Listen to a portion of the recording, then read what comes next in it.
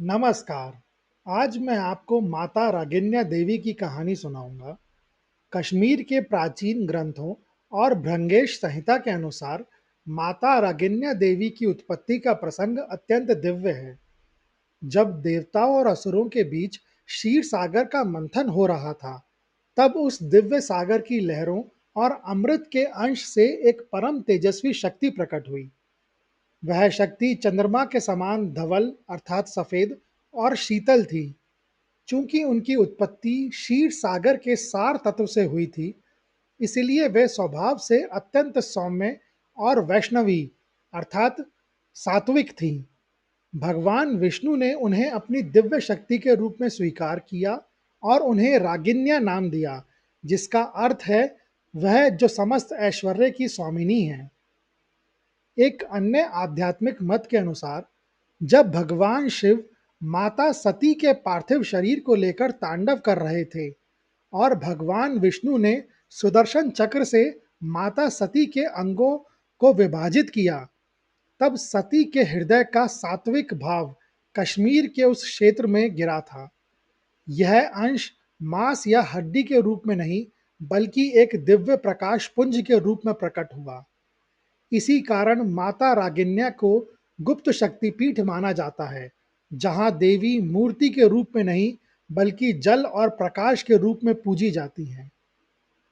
कश्मीर शैव दर्शन के अनुसार माता रागिन्या साक्षात श्री विद्या अर्थात ललिता महात्रिपुर सुंदरी की 16 कलाओं में से एक प्रमुख कला है। जब ब्रह्मांड में नकारात्मक शक्तियां बढ़ने लगी, तब त्रिदेवों ब्रह्मा, विष्णु और महेश ने अपनी सम्मिलित ऊर्जा से एक ऐसी देवी का आवाहन किया जो उग्र न होकर शांत हो और भक्तों के कष्टों को अपनी शीतलता से हर ले। उस समय एक त्रिकोणीय अग्निकुंड से माता रागिन्या का प्राकट्य हुआ। उनके एक हाथ में अमृत का कलश, दूसरे में वरद मुद्रा, तीसरे में अभय मुद्रा और चौथे में जप की माला थी। कश्मीर के प्राचीन ग्रंथ नीलमत पुराण में वर्णन है कि आदि शक्ति ने कश्मीर की झीलों और जल स्रोतों की रक्षा के लिए स्वयं को विभाजित किया। माता रागिन्या ने नाग माता का रूप लिया ताकि वे धरती के भीतर की ऊर्जा और जल तत्व को संतुलित रख सकें। उनकी उत्पत्ति के समय आकाश से फूलों की वर्षा हुई और स्वयं शेष नाग ने उनके स्वागत में अपना फन फैलाया था। इसी कारण उनके निवास स्थान तुलमुल को नागों का गढ़ माना जाता है। माता रागिन्या की उत्पत्ति शांति और पवित्रता की स्थापना के लिए हुई थी। वे क्षीर सागर की शीतलता, सती का दिव्य भाव और महात्रिपुर सुंदरी का राजसी वैभव, इन तीनों का अनूठा संगम है।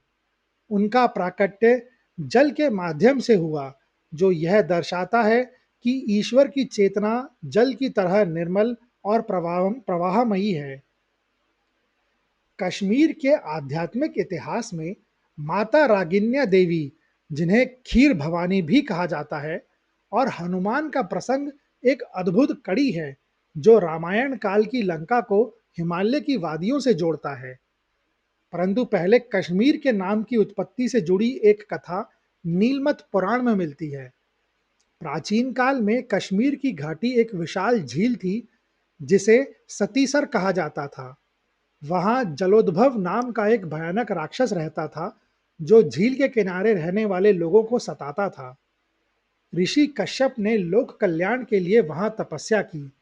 उन्होंने अपनी शक्ति से वराहमूल, आज का बारामूला के पास पहाड़ को काट दिया, जिससे झील का सारा पानी बह गया। जब झील सूख गई, तब जलोद्भव राक्षस का वध हुआ और ऋषि कश्यप के नाम पर इस पावन भूमि का नाम कश्यप मीर पड़ा, जो कालांतर में कश्मीर बन गया।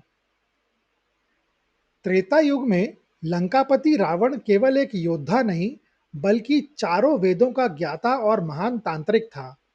वह जानता था कि बिना आदि शक्ति की कृपा के त्रिलोक पर विजय प्राप्त करना असंभव है। उसने लंका की सुरक्षा और अपनी कुल की समृद्धि के लिए एक ऐसी शक्ति का आवाहन किया जो परम शीतल, सात्विक और स्थिर हों।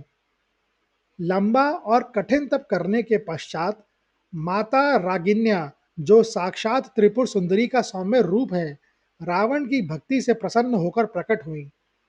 रावण ने माता से प्रार्थना की कि वे लंका को अपना स्थायी निवास बनाएं। माता ने उसकी प्रार्थना स्वीकार की और लंका के एक अत्यंत भव्य और एकांत मंदिर में प्रतिष्ठित हो गई। रावण ने माता को एक नीलमणि से निर्मित वेदी पर स्थापित किया था, जिसके चारों ओर शीतल जल की धाराएं बहती थीं। रावण ने स्वयं यह नियम बनाया था कि माता के मंदिर में केवल श्वेत पुष्प, दूध, शहद और केसर का अर्पण होगा। रावण स्वयं प्रतिदिन ब्रह्म मुहूर्त में उठकर माता की ललिता सहस्त्रनाम से स्तुति करता था। पौराणिक मान्यताओं के अनुसार लंका का स्वर्ण होना केवल कुबेर से छीने गए धन के कारण नहीं था, बल्कि माता रागिन्या की उपस्थिति के कारण भी था। जब तक माता वहां प्रसन्न थी, लंका में कभी अकाल नहीं पड़ा। वहां की वायु हमेशा सुगंधित रहती थी और प्रजा सुखी थी। रावण की बुद्धि तब तक स्थिर रही जब तक उसने अपनी मर्यादा का पालन किया। माता रागिन्या की कृपा ने ही रावण को वह तेज दिया था जिससे बड़े बड़े देवता भी उससे भयभीत रहते थे। भक्ति की पराकाष्ठा तब डगमगाने लगी जब रावण ने शक्ति को अपनी दासी समझना शुरू कर दिया। एक कथा के अनुसार अपनी विजयों के मद में चूर होकर रावण ने एक बार माता के मंदिर में सात्विक भोग की बजाय तामसिक बलि देने का प्रयास किया। उसने सोचा कि वह अपनी मर्जी से देवी को चला सकता है। माता रागिन्या, जो वैष्णवी और शुद्ध सत्व की प्रतीक हैं, उन्होंने रावण को चेतावनी दी, किंतु रावण ने माता सीता का अपहरण कर अपनी विनाश लीला स्वयं लिख ली थी। जब तक रावण ने सीता माता को लंका में रखा, माता रागिन्या देवी मंदिर में तो थीं, किंतु उन्होंने रावण को दर्शन देना बंद कर दिए। वे केवल एक साक्षी की तरह वहां रुकी रहीं। जब हनुमान माता सीता की खोज में लंका पहुंचे और रावण की अशोक वाटिका में तबाही मचाई, और जब अपनी पूंछ की अग्नि से अट्टालिकाओं को भस्म करना शुरू किया, तब लंका के सभी देवी देवता और दिक्पाल अपनी अपनी रक्षा के लिए व्याकुल हो उठे। माता रागिन्या, जो रावण के भव्य राजप्रसाद के एक अत्यंत शीतल और सुरक्षित भाग में प्रतिष्ठित थी, शांत भाव से इस विनाश को देख रही थी। उन्हें ज्ञात था कि रावण के पाप का घड़ा भर चुका है, किंतु वे एक सात्विक शक्ति थी और अग्नि की वह धधकती ज्वाला उनके स्वभाव के विपरीत थी। लंका को भस्म करते हुए हनुमान जब रावण के अंतःपुर के समीप पहुंचे, तो उन्होंने एक स्थान से अत्यंत शीतल और श्वेत प्रकाश की किरणें आती देखी। जहां पूरी लंका जल रही थी, वहां उस स्थान पर अपूर्व शांति थी। जिज्ञासावश हनुमान ने जैसे ही उस कक्ष में प्रवेश किया, उन्होंने देखा कि साक्षात त्रिपुर सुंदरी अर्थात देवी माता रागिन्या देवी एक रत्न जड़ित वेदी पर विराजमान है। हनुमान ने तुरंत अपना विशाल रूप त्याग कर लघु रूप धारण किया और माता के चरणों में साष्टांग प्रणाम किया। हनुमान ने हाथ जोड़कर प्रार्थना की, हे जगदम्बा, आप तो करुणा की मूर्ति हैं। आप इस पापी रावण की नगरी में अब भी क्यों ठहरी हुई हैं? यहाँ की वायु अब रक्त और अहंकार से दूषित हो चुकी है। प्रभु श्री राम की आज्ञा से मैं यहाँ अधर्म का नाश करने आया हूँ, किंतु आपकी उपस्थिति मुझे संकोच में डाल रही है। माता रागिन्या ने मंद मुस्कान के साथ उत्तर दिया, हे महावीर, मैं भी इसी क्षण की प्रतीक्षा कर रही थी। रावण की भक्ति अब स्वार्थ और मद में बदल चुकी है। उसने जगजननी सीता का हरण कर अपनी मृत्यु को स्वयं निमंत्रण दिया है। अब इस लंका में मेरा वास संभव नहीं है। मैं चाहती हूँ कि तुम मुझे यहाँ से किसी ऐसी पावन भूमि पर ले चलो जहाँ शांति का साम्राज्य हो। हनुमान ने पूछा कि माता की रुचि किस दिशा में है। देवी ने उन्हें अंतदृष्टि से उत्तर दिशा की ओर संकेत किया, जहाँ हिमालय की बर्फीली चोटियाँ और ऋषि कश्यप की तपभूमि थी। माता ने कहा, मुझे वह भूमि प्रिय है जहाँ सत्व प्रधान हो।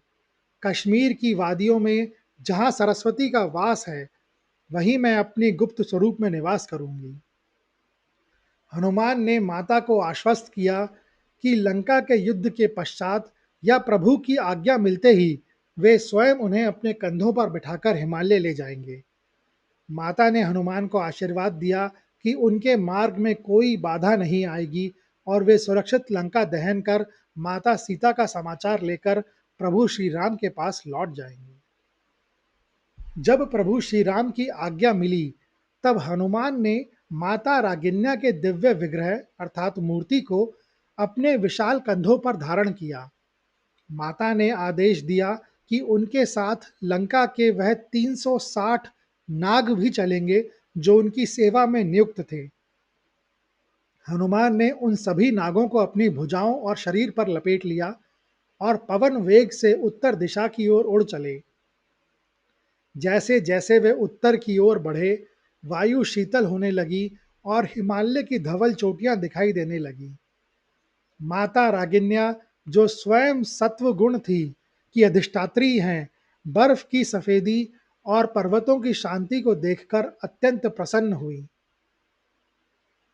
जब हनुमान ने कश्यप मीर की घाटी में प्रवेश किया, तो उस समय वहां का दृश्य अत्यंत मनमोहक था।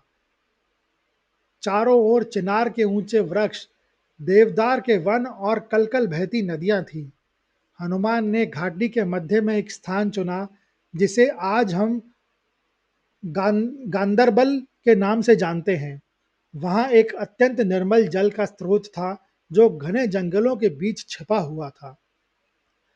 हनुमान ने तुलमुल के उस स्थान पर माता के विग्रह को धीरे से उतारा। जैसे ही माता के चरण उस भूमि पर पड़े, वहां की धरती से दूध जैसी सफेद धारा फूट पड़ी। वहां रहने वाले स्थानीय ऋषियों और कश्यप मुनि के वंशजों को एक दिव्य प्रकाश पुंज के दर्शन हुए। उन्होंने देखा कि एक महाबली वानर हनुमान कंधों से उतरकर साक्षात जगदम्बा एक त्रिकोणीय कुंड के भीतर अंतर्ध्यान हो रही हैं। हनुमान ने उन 360 नागों को निर्देश दिया कि वे इस कुंड के चारों ओर पहरा दें। माना जाता है कि आज भी वे सूक्ष्म रूप में वहां माता की रक्षा करते हैं।